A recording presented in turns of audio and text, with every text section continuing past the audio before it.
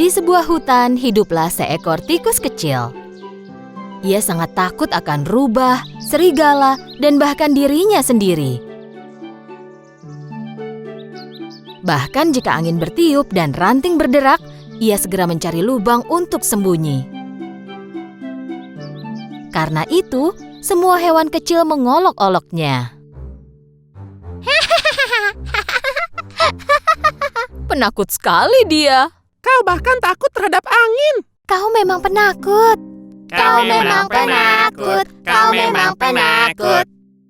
Pada suatu hari, tikus mengumpulkan keberaniannya dan pergi menemui raja hutan, sang singa. Singa baru saja selesai makan siang. Ia sedang tidur siang di depan guanya. Teman-temannya tikus semuanya penasaran pada rencana tikus. Tikus mulai memanjat ekor singa. Ia naik ke atas punggung singa. Dengan wajah penuh percaya diri, dia berpose di hadapan teman-temannya. Meskipun sangat takut, ia melakukan semua rencananya sehingga ketakutannya tidak terlihat. Tepat pada saat itu, singa bangun. Dan singa mengguncangkan bulunya, tikus pun terjatuh. Tikus dan singa saling berpandang-pandangan. Semua hewan yang melihat itu menjadi khawatir.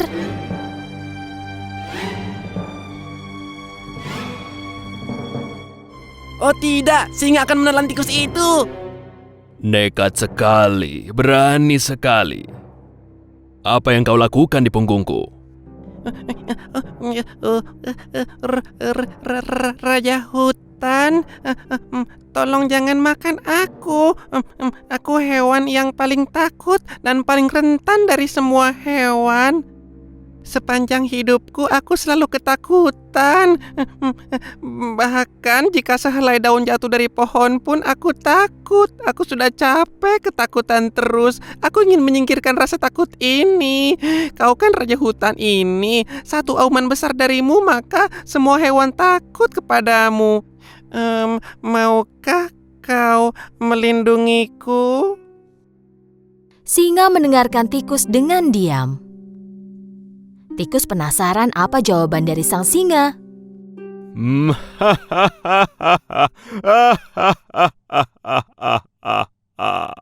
Dan kenapa aku harus menolongmu? Beri aku satu alasan bagus kenapa aku tidak boleh memakanmu. Bantuanmu akan kubalas, aku janji. Mungkin satu hari nanti aku akan membantumu. Begitu tikus selesai menyampaikan permohonannya, singa mengaum dengan sangat keras. Bagaimana tikus kecil sepertimu akan bisa membantuku? Tapi karena melihat tikus kecil itu gemetar, singa memutuskan untuk tidak memakannya. Untunglah aku sudah kenyang. Sekarang pergilah dari hadapanku. Tikus pun lari dan menjauh dari sana. Melihat kejadian itu dari kejauhan, teman-teman tikus ikut terkejut. Beberapa waktu telah berlalu, singa merasa lapar dan mulai berjalan menjelajahi hutan. Tetapi ia tidak memperhatikan jebakan pemburu dan ia tertangkap. Ia tergantung di udara dalam sebuah jaring besar. Ia mencoba membebaskan diri dari jaring itu, tetapi tidak bisa. Ia adalah raja hutan, jadi jika berteriak minta tolong, ia akan dipermalukan. Dan seluruh pemburu akan mendengarnya, lalu akan cepat-cepat menangkapnya. Tak punya pilihan, singa mulai menunggu. Sementara itu, hewan lain yang tinggal di hutan memperhatikan sang singa. Tapi tak seorang pun yang berani mendekatinya. Ketika lewat, tikus kecil melihat singa dan memutuskan untuk menolongnya. Tikus langsung pergi ke samping singa. Tikus mulai memanjat ekor singa yang panjang dan saat mencapai jaring, ia mulai menggigit jaring itu.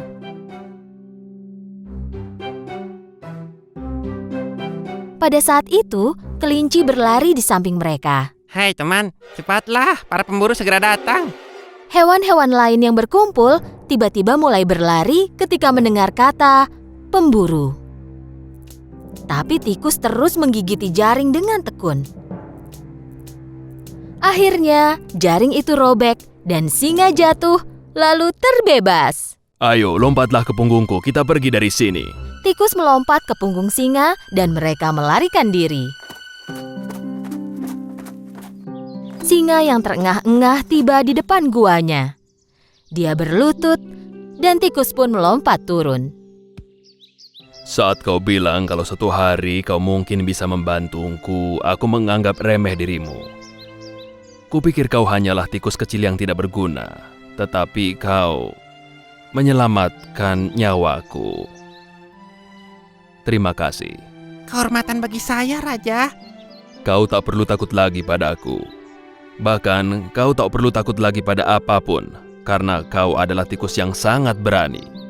Jika aku Raja Hutan, mulai sekarang kau adalah pangeranku yang pemberani. Singa dan tikus mulai tertawa.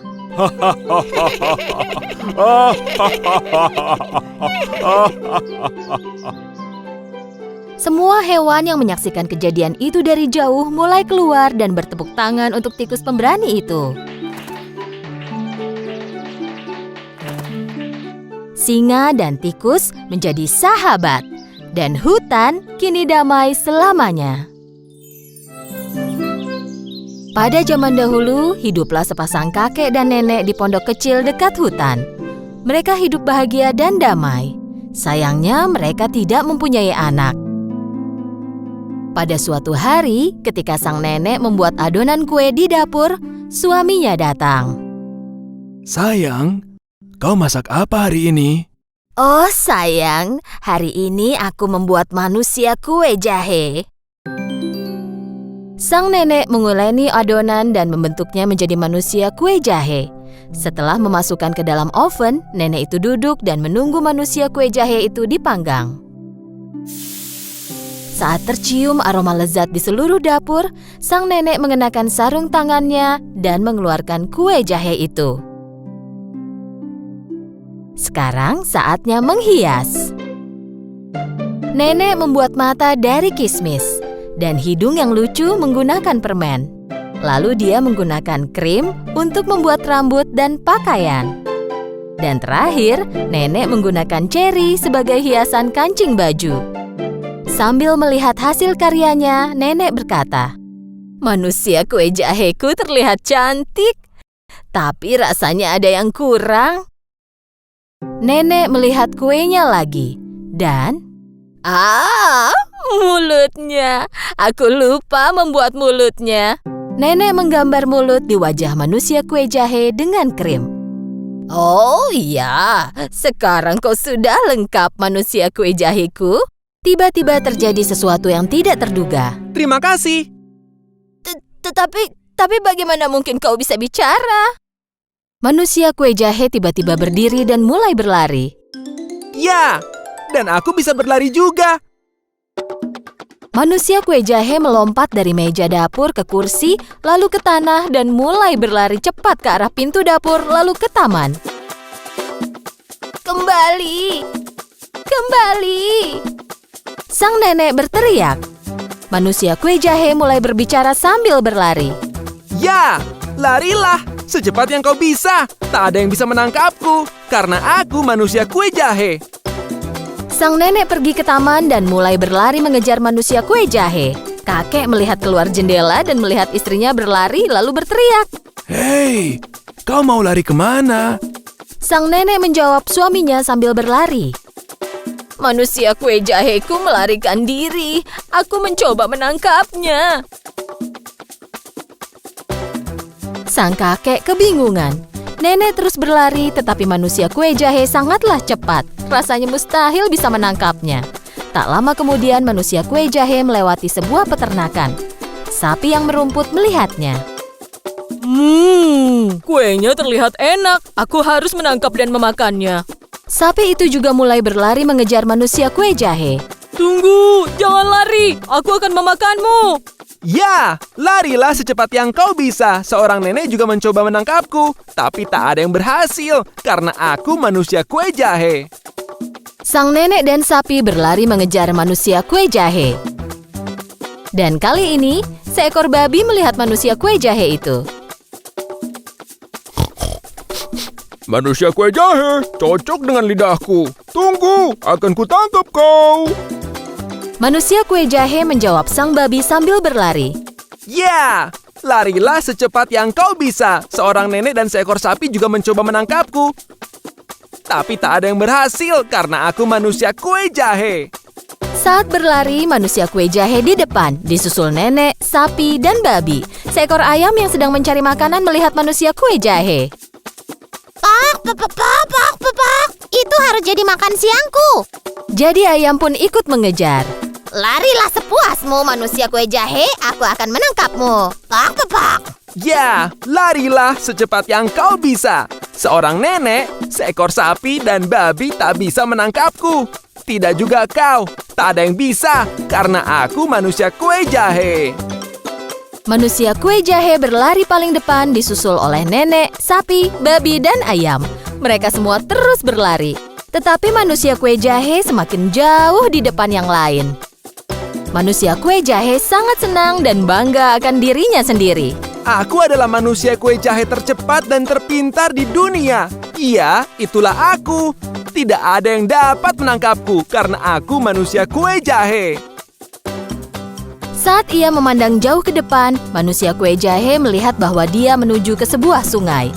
Dan dia berhenti, karena dia tahu bahwa air bisa membuatnya hancur. Oh, tidak. Sekarang bagaimana? Nenek, sapi, babi, dan ayam semakin dekat sekarang. Tepat saat itu, seekor rubah licik muncul dari balik pohon.